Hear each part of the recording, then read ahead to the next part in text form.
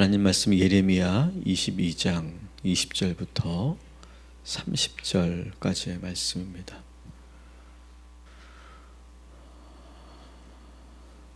우리가 매일 성경을 우리가 큐티집으로 저희 교회에서는 삼고 있는데 기억하실지 모르겠습니다만 2017년 작년이죠. 작년 9월 12일에 우리가 예레미야 전반부를 시작을 했습니다. 그리고 이제 후반부를 이제 올해 10월 6일부터 후반부를 시작을 하고 있고, 그 후반부는 22장부터가 예레미야의 후반부다 이렇게 볼 수 있습니다. 특별히 이 22장은 남유다의 마지막 왕들에게 전하는 그런 예언의 말씀을 모아놓은 것이 바로 22장, 23장 8절까지의 말씀입니다. 22장을 한번 이렇게 누르러 보시면 1절부터 9절까지는 다윗 왕조에게 전하는 예언의 말씀, 그리고 22장 10절부터 12절까지는 살룸에게 전하는, 살룸은 애굽으로 포로로 잡혀간 그런 왕이었죠. 그리고 이제 13절부터 19절까지는 여호야김을 향한 말씀. 그리고 오늘 우리가 보게 되는 22장 20절부터 23절은 예루살렘, 도성이었던 예루살렘에게 향하는 하나님의 말씀. 그리고 24절부터 30절까지가 여호야긴 왕에게 전하는 하나님 말씀. 이렇게 되어 있습니다. 우리 20절을 먼저 같이 봉독하도록 하겠습니다. 시작. 너는 레바논에 올라와 외치며 바산에서 내 소리를 높이며 아바림에서 외치라. 이는 너를 사랑하는 자가 다 멸망하였습니다. 아멘. 여기서 너는 이라고 하는데, 이 지칭하는 너는 바로 예루살렘을 지금 의미합니다. 예루살렘을 향해서 너는 이라고 지금 지칭하면서 전하는, 예레미야가 전하는 하나님의 말씀이죠. 예루살렘을 의인화해서 마치 유다의 왕들과 같은 그런 반열에서 지금 예루살렘을 향해서 하는 말입니다. 남유다의 왕들이 하나님의 심판으로 멸망을 하자 예루살렘 도성 역시 같은 운명을 맞게 되었다라고 하는 것을 지금 간접적으로 경고하는 것이죠. 그러면서 예레미야는 예루살렘에게 통곡하라 이렇게 명하죠. 근데 어떻게 통곡하냐? 북쪽에 위치한 레바논과 바산 위에서 올라가서, 그리고 남쪽에 위치한 아바림산 위에 올라가서 세상을 내려다보며 통곡하라 이렇게 명하고 있습니다. 산에 올라가서 지금 멸망하고 있는 이 나라를 바라보면서 통곡하라라고 하는 의미이죠. 여러분, 산에 올라가서 이렇게 통곡하는 장면 기억나는 것이 있습니까? 사사 입다의 딸이 죽음을 맞이하기 전에 친구들과 마지막으로 산에 올라가서 자신의 죽음에 대해서 슬피 울며 그 산에서 통곡했던 그런 장면이 떠오르죠. 고대 사람들은 큰 일이 있을 때 그 집을 떠나서 산 위에 올라가서 애국하였습니다. 우리나라도 60년대 70년대에는 산에서 기도하는 것이 아주 일반적인 모습이었죠. 서울에서는, 제가 서울 사람이니까 삼각산에 올라가서 전 지금도 기억이 나는데, 중학교 때 교회에서 중등부가 삼각산을 데리고 갑니다. 그러면 거기서 그 산 높이에서 막 그냥 주님을 부르짖고 막 이곳저곳에서 막 기도 소리가 났던 그런 기억이 지금도 생생한데, 바로 그런 모습이라고 볼 수 있죠. 우리가 그렇게 요즘에는 산기도를 그렇게 가지 않습니다만, 여러분이 오늘 이 자리, 집을 떠나서 여호와의 산에 올라서 이 새벽에 나와 우리가 기도하는 것이 바로 오늘의 이 말씀에 해당된다고 저는 볼 수 있습니다. 오늘 여러분이 이 거룩한 산에 올라서 저 아래에 있는 가정을 내려다보고 우리 인생을 내려다보면서 하나님께 간절히 기도하는 저 귀한 이 새벽이 되시기를 주님의 이름으로 축원합니다. 근데 무엇을 놓고 지금 통곡하고 있습니까? 너를 사랑하는 자가 다 멸망했다. 20절 하반절에 그렇게 되어 있습니다. 여기서 말하는 사랑하는 자들이란 무엇이냐면 역사적으로 본다면 이걸 개인적으로 본다면 우리 주변에 있는 사랑하는 사람들이겠지만 우리는 이 말씀의 역사성을 우리가 봐야 되겠죠. 여기서 말하는 사랑하는 자들이라고 하는 것은 누구냐면 이스라엘을 도왔던 동맹국들을 말해요. 그래서 그때마다 동맹하면서 자신의 위기들을 이겨나갔지 않습니까? 그런데 산 위에서 보니까 주변 동맹국들도 다 멸망한 거예요. 그래서 아무리 도와달라고 부르짖어도 도와줄 나라가 없는 거예요.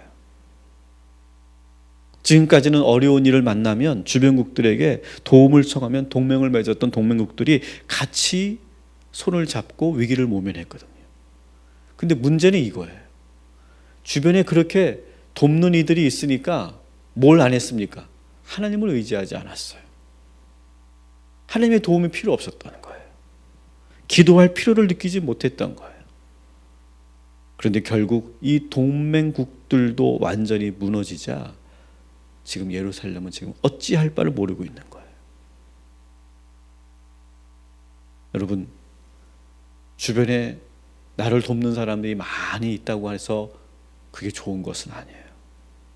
우리는 오직 하나님만 부르짖고 하나님만 찾는 주님의 백성들 되시기를 주님의 이름으로 축원합니다. 사람을 의지하면 그것이 오래가지 못한다.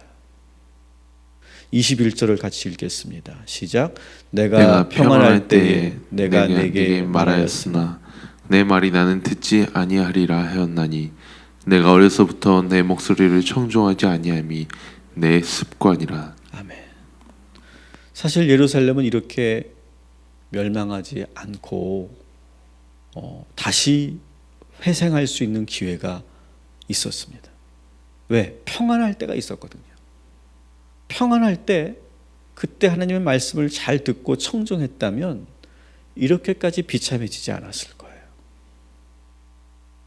그런데 문제는 이 예루살렘은 의인화된 거겠죠. 이 예루살렘은 어려서부터 명령을 청종하지 않았다. 그런 아이였다. 이 잘못된 습관이 고쳐지지 않았다. 여러분, 우리에게도 그런 게 있죠. 아주 오랫동안 벗어나지 못한 아주 고질적인 그런 나쁜 습관이 우리들에게도 있죠. 오늘 이 시간 우리가 또 기도할 것은 오랫동안 내가 벗어나지 못하는 습관들, 그것을 놓고 기도하시기 바랍니다.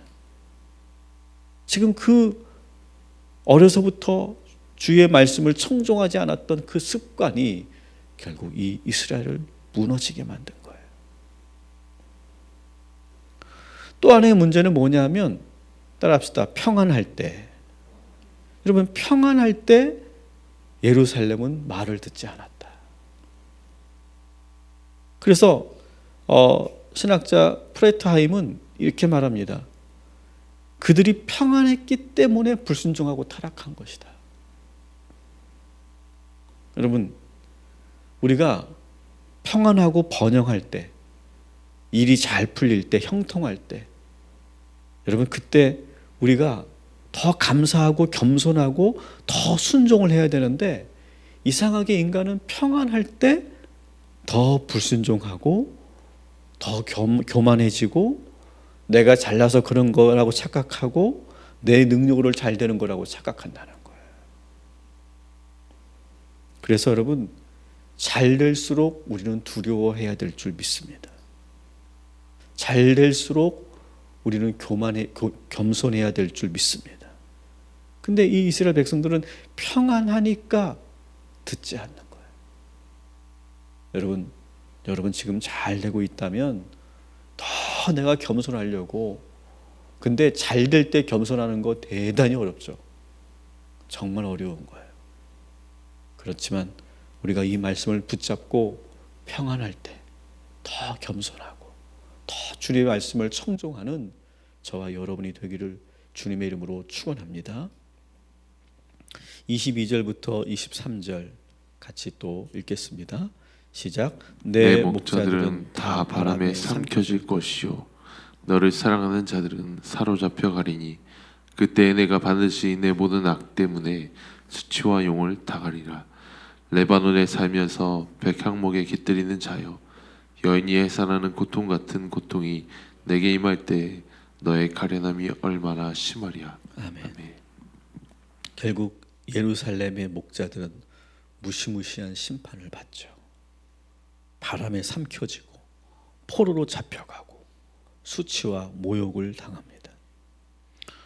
그런데 여기서 23절에 보니까 레바논의 백향목 이렇게 표현이 되어 있는데, 이 표현은 무엇을 의미하냐면 교만을 상징해요. 아주 교만한 상태.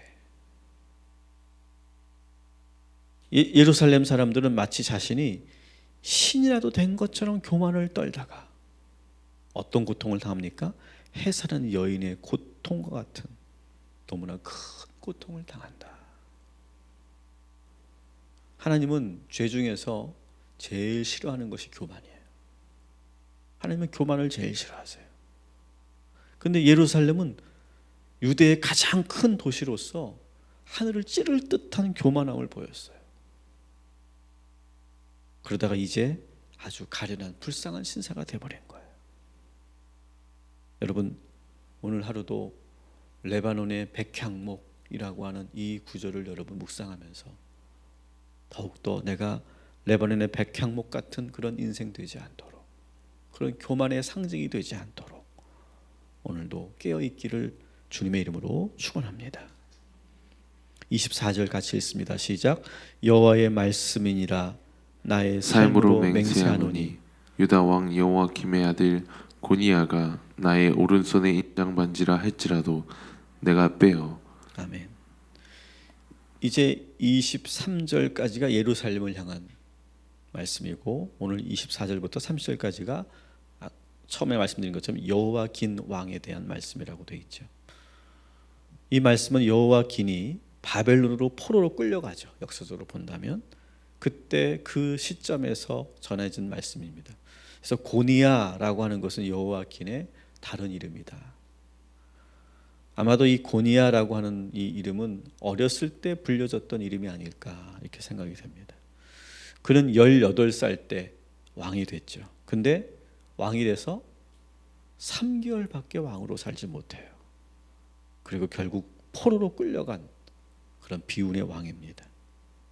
오늘 말씀을 그대로 보면 그는 왕이 되어서 이스라엘 왕들은 그 옥새를 반지로 만들었죠. 그래서 인장 반지를 끼고 있어요. 근데 그것이 3개월 만에 왕위를 빼앗기면서 그 인장 반지가 빼앗기게 되죠. 근데 이 사건을 예레미야는 어떻게 해석하냐면 그것은 하나님이 그의 인장 반지를 억지로 빼버리신 것이다. 이렇게 표현하고 있어요. 여러분, 왕이 되어서 이 인장 반지를 끼게 되면 이 반지는 절대 빼지 않습니다. 이거는 항상 끼고 있는 거예요. 누구도 이 반지를 뺄 수가 없어요. 그만큼 뭘 말하는 겁니까? 왕이 오른다는 것은 아주 확고부동한 영원한 자리다라고 하는 것을 의미해요. 그런데 오늘 하나님께서 빼시겠다고 작정하시면 그렇게 꽉 움켜쥐고 있는 손을 억지로 펴서라도 그 반지를 빼시는 분이 하나님이시다라고 하는 거예요. 여러분, 우리가 살면서 안전하고 확실하고 영원 불변할 것 같은 그런 것은 없어요. 우리 인간은 완벽하게 영원히 누릴 만한 무언가를 자꾸 우리는 찾아요. 그래서 높은 권세를 가지면 영원할 거라고 착각해요. 그러나 여러분 기억하세요. 하나님께서 그 움켜진 손을 억지로 힘으로 펴서 그 반지를 빼내버리면 그것으로 끝나는 거예요. 여러분, 최근 전직 대통령들이 재판에서 선고를 받는 장면을 보면서 저는 참 많은 생각을 해요. 아마 본인들도 그렇게 생각했을 것이고 우리 국민들도 저분들은 영원히 부귀영화를 누리며 살 거라고 우리는 생각했어요. 대대손손 그 누구도 건드릴 수 없는 그런 무소불위의 권세를 누리며 살 거라고 생각했어요. 그러나 그렇게 높고 결코 흔들리지 않을 것 같았던 권세가 순식간에 바닥으로 곤두박질 치는 장면을 우리는 지금 목도하고 있지 않습니까? 저는 그들의 잘잘못을 말하려고 하는 것이 절대 아니에요. 저는 그 장면을 보면서 하나님께서 왕의 권세를 꺾으시겠다고 하면 꺾이는 거예요. 이 세상에 영원 불변한 것은 없어요. 우리 마음속에 이 정도면 확실하다. 이제는 누구도 함부로 할 수 없다. 나는 영원히 이렇게 우리 가정은 우리 가문은 이렇게 영원히 살 것이다. 여러분, 그렇게 생각하는 것은 다 착각입니다. 하나님이 그냥 후 하고 바람을 부시면 우리 인생의 집은 지푸라기 집까지 훅 날아가 버리는 거예요. 여러분, 이 사실을 우리가 기억하시고 요호와긴 왕에게 했던 이 예언의 말씀을 우리의 말씀으로 여기시고 더욱더 하나님만을 청정하는 저와 여러분이 되시기를 주님의 이름으로 축원합니다. 25절부터 28절까지 같이 읽습니다. 시작. 내 생명을 찾는 자의 손과 내가 두려워하는 자의 손 곧 바벨론의 왕 느부갓네살의 손과 갈대아인의 손에 줄 것이라. 내가 너와 너를 낳은 어머니를 너희가 나지 아니한 다른 지방으로 쫓아내리니 너희가 거기서 죽으리라. 그들이 그들의 마음에 돌아오기를 사모하는 땅에 돌아오지 못하리라. 이 사람 고니아는 천하고 깨진 그릇이냐 좋아하지 아니하는 그릇이냐 어찌하여 그와 그의 자손이 쫓겨나서 알지 못하는 땅에 들어갔는고. 아멘. 드디어 결국 여호와긴은 느부갓네살 왕의 손에 넘겨갔습니다. 그의 어머니도 인질이 되어 끌려갑니다. 그리고 다시는 고구로 돌아오지 못했다. 실제로 여호와긴은 고구로 돌아오지 못하고 타국에서 비참한 그런 삶을 살다가 죽습니다. 하나님은 더욱더 확실하게 이 사실을 확인을 하는데 29절부터 30절 마지막 이 구절을 읽겠습니다. 시작. 땅이여 땅이여 땅이여 여호와의 말을 들을지니라. 여호와께서 이와 같이 말씀하시니라. 너희는 이 사람이 자식이 없겠고 그의 평생 동안 형통하지 못할 자라 기록하라. 이는 그의 자손 중 형통하여 다윗의 왕위에 앉아 유다를 다스릴 사람이 다시는 없을 것임이라 하시니라. 아멘. 땅이요 땅이요 땅이요 이렇게 표현하는 것은 마치 저는 이렇게 들립니다. 마치 재판관이 선고를 하면서 망치를 3번 땅땅땅 치는 것 같은 그런 느낌으로 보입니다. 그러면서 아주 냉정하고도 단호하게 여호와긴의 미래를 선고하고 있어요. 자식이 끊어졌다라고 하는 그런 표현이 있는데 실제로는 사실은 여호와긴에게는 7명의 자식이 있었습니다. 그런데 그 자식이 왜 없다고 했냐면 그 7명 중에 누구도 왕위에 오르지 못했기 때문에 그래요. 대가 끊어진 거예요. 대신 누가 왕이 되냐면 그의 사촌인 시드기야가 왕이 됩니다. 이 말은 뭘 말합니까? 지금까지는 순수 혈통의 다윗 왕가가 계속 왕위를 물려받았어요. 그런데 이제 여호와긴 이후부터는 그 대가 끊겼고 다윗 왕조 자체가 완전히 무너진 거예요. 그 가문이 무너지고 그리고 끝나버린 걸 지금 여기서 선언하고 있는 것이죠. 오늘 이 말씀을 우리가 묵상하면서 저는 우리 가정과 가문을 위해서 기도했으면 좋겠어요. 여러분 대에서 믿음이 끊어지지 않도록, 우리들 대해서 믿음이 끊어지지 않도록 여호와 긴에게 선포한 이 말씀이 우리에게 주시는 경고의 말씀이라고 여기시면서 우리 가정과 가문이 전통적으로 대대만대에 이르러 믿음의 가정, 우리 자녀들이 믿음의 하나님의 자녀들이 될 수 있도록 기도하시기를 주님의 이름으로 축원합니다. 기도하겠습니다. 오늘 예루살렘에게 또한 여호와 긴에게 하시는 말씀이 구구절절이 다 저희들에게 하시는 말씀이라고 믿습니다. 하나님, 오늘도 여호와의 산에 올라 이 새벽에 집을 떠나 간절히 부르짖으며 기도하는 우리 성도들의 기도를 들어주시고 하나님께서 응답하여 주시는 귀한 이 아침이 되게 하여 주옵소서. 사랑하는 자들은 영원하지 않습니다. 사람을 의지하지 않게 하시고 오직 하나님만 바라보는 우리 모두가 되게 하여 주옵시며, 평안할 때, 그때가 더 두려워해야 할 때라고 하는 사실을 기억하게 하여 주옵시고, 레바논의 백향목처럼 살지 않게 하시고 겸손하게 고개 숙이는 벼처럼 오늘도 겸손한 삶을 살게 하여 주시옵소서. 여호와 긴의 인장반지를 빼시는 하나님, 이 세상에 영원한 권세는 없고 영원한 부귀영화는 없습니다. 이 정도면 됐다라고 우리가 안심할 때가 더욱더 조심해야 될 때임을 우리가 기억하게 하여 주옵시고, 그리고 하나님 앞에 더욱더 무릎 꿇는 우리 모두가 되게 하여 주시옵소서. 하나님, 우리 가정을 위해서 기도합니다. 우리 자녀들을 위해서 기도합니다. 우리가 물려줘야 될 것이 무엇입니까? 하나님을 향한 그 믿음, 그 믿음을 물려주는 우리 모두가 되게 하여 주옵시고, 천대만대 우리 가정이 믿음의 가문 되게 하여 주시옵소서. 오늘도 우리 희강이와 유준이와 다은이를 위해서 기도합니다. 하나님께서 복되게 하여 주옵시고 오늘 하루도 건강하게 잘 지낼 수 있도록 인도하여 주옵소서. 휴일임에도 불구하고 우리 고3 수험생들 열심히 노력하고 있습니다.